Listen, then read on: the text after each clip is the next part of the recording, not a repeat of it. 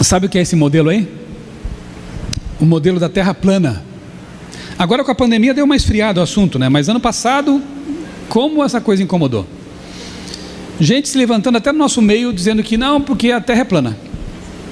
O Sol e a Lua são bolinhas pequenas, que estão aqui como holofotes, dentro da atmosfera, girando assim, ó, em cima do disco. Eu sei, parece doideira, mas muita gente abraçou essa ideia e passou a pregar isso como se fosse revelação bíblica, como se fosse ciência. Porque o termo raquia, lá no hebraico, né, firmamento, quer dizer um domo sólido, é uma espécie de queijeira, prato e um domo metálico, sei lá do que. Quando raquia não quer dizer isso, quer dizer expansão. O original quer dizer expansão, é a atmosfera mesmo.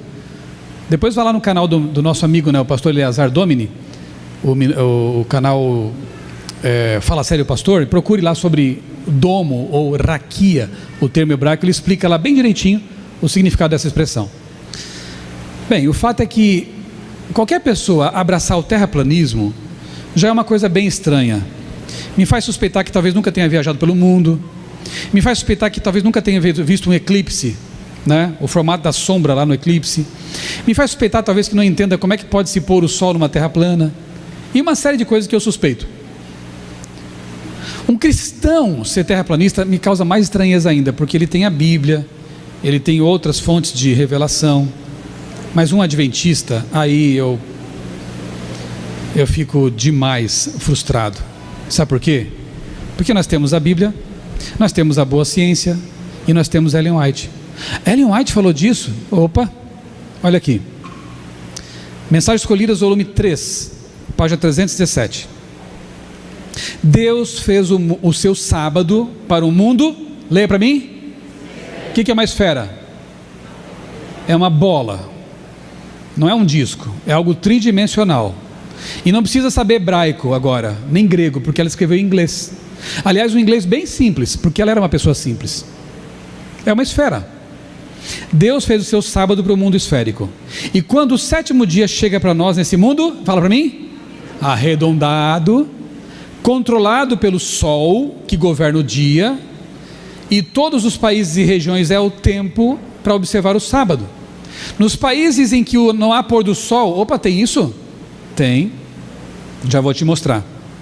Durante meses não há pôr do sol, e durante meses aí é só escuridão, em que também não há nascer do sol durante meses, o período será calculado pelos registros mantidos. Como é que um adventista guarda o sábado lá, se for um esquimó, lá no Polo Norte, que eles têm lá 6 meses de sol e 6 meses de escuridão? Já pensaram nisso alguma vez? Porque no Brasil é fácil. Registros feitos, é assim, quando são os 6 meses de sol sem se pôr, ele faz um movimento assim no céu. Estão percebendo na tela? Quando o sol chega naquela parte mais baixa, eles anotam o horário, porque aqui é o pôr do sol. Aqui é o zênite e aqui é o nadir. Parte mais alta, a parte mais baixa do sol no céu. E por que ele não se põe lá? Porque a terra é redonda. Simplesmente assim. E o eixo é inclinado, então tem o tempo de 6 meses, mais ou menos 6 meses, em que o eixo está voltado para o sol, ela gira aqui e o movimento do sol é assim no horizonte. Mas quando o eixo, que é o movimento de precessão, vira para lá em relação ao sol, vai ser noite o tempo todo. Eu não queria morar lá, sinceramente, mas tem gente que mora. Então, na noite de meses, eles têm os horários anotados e guardam o sábado perfeitamente bem. Ellen White sabia disso, registrou isso. Mas tem um texto ainda mais interessante, esse aqui, Exaltai-o, é uma meditação matinal de Ellen White, página 64, em que ela fala do heliocentrismo, porque todo terraplanista é geocentrista, ele acha que a Terra está no centro e o Sol gira em cima dela. Olha o que ela escreveu aqui, essa senhora que nunca estudou astronomia. A mesma energia criadora que trouxe o mundo à existência exerce-se ainda na manutenção do universo e continuação das operações da natureza. Isso é fantástico. Parece que ela é uma física, porque ela diz que Deus criou e mantém com as leis físicas. Ellen White sabia muito de ciência, que Deus mostrou para ela. Ciência verdadeira.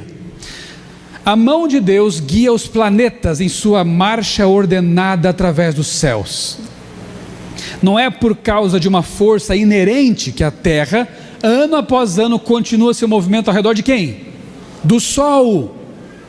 Não é o Sol que gira aqui dentro. A Terra gira anualmente, olha o que ela diz ali. Ano após ano continua seu movimento ao redor do Sol. Então, se você quer ser adventista e terraplanista, você tem que jogar Ellen White no lixo. Deu para entender? Se você quer ser adventista e terraplanista, você é uma contradição em pessoa. Você está rejeitando a ciência, a Bíblia e o espírito de profecia. Eu fico feliz porque Ellen White se alinhava com a boa ciência. Porque a ciência é verdadeira e a revelação foram dadas pelo mesmo Deus. Não podem se contradizer. Percebeu? Aí está o sistema solar, é assim que funciona. Kepler já sabia disso. Newton já sabia disso. Aquele grego famoso, Erastóstenes, já tinha calculado a esfericidade da Terra com base na sombra. Você lembra do experimento dele? Ele, num certo horário, lá na cidade dele, acho que Alexandria, quando o sol estava a pino, meio-dia, ele viu que uma vara assim não fazia sombra. Claro, né? Estava a pino. Mas no mesmo horário, numa região a quilômetros dali, num poço, eles não conseguiam ver a luz lá embaixo. No outro horário eles conseguiam ver a luz lá embaixo do poço. Por quê? Por que acontece isso? Existe um raio, né, de movimentação do sol. Então em um local estava a pino, não fazia sombra, no outro fazia. Naquele mesmo horário. Por quê? Porque o sol está longe, a Terra é redonda, e ele calculou a curvatura, e inclusive calculou muito próximo, da verdade, o raio da Terra. Que falta fazem pessoas inteligentes hoje de novo? Matemáticos, pessoas que observam a natureza, não ficam só no YouTube vendo videozinho e achando que aquilo ali é verdade, né? Você sabia que Darwin era racista, não sabia? O Darwin, incensado na mídia, nas escolas e faculdades, nesse livro aí que o pessoal coloca debaixo do tapete, porque eles falam mais da origem das espécies, né?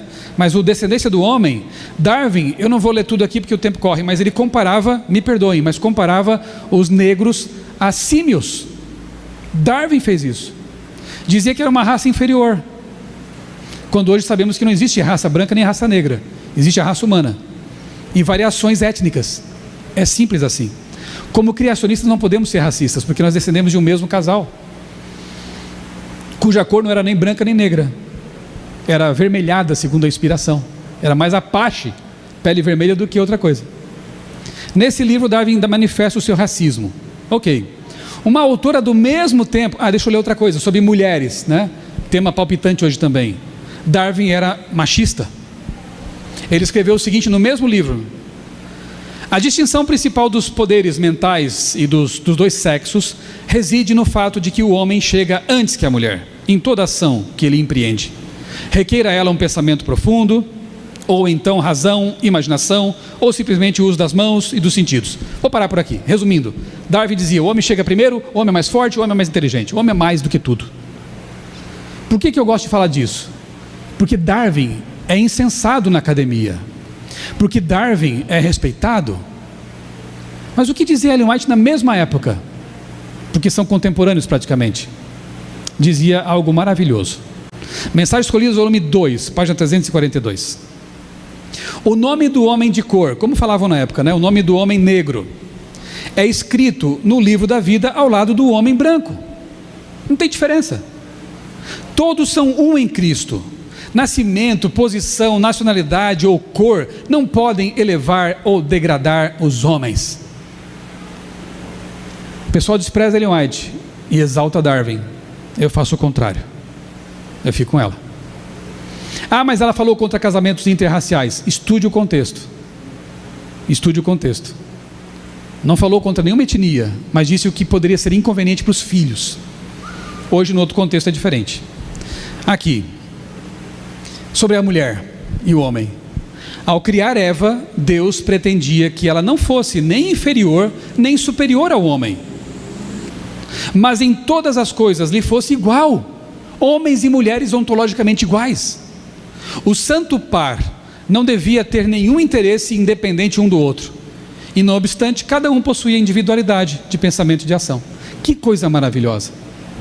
Portanto, biblicamente e Ellen Whiteicamente, não há espaço para racismo, para machismo, para feminismo, para nada disso. Para ideias que podem colocar pessoas contra pessoas. Porque segundo a inspiração, eu sei, tem um meandro tremendo de ideologias e a gente poderia ficar horas aqui discutindo, mas eu estou simplificando ao máximo. Biblicamente, somos todos iguais aos olhos de Deus. Não é o que Darwin pensava, não é o que Darwin ensinava, mas é o que Ellen White ensinou, é o que Ellen White pregou. Não é lindo? Com quem você fica?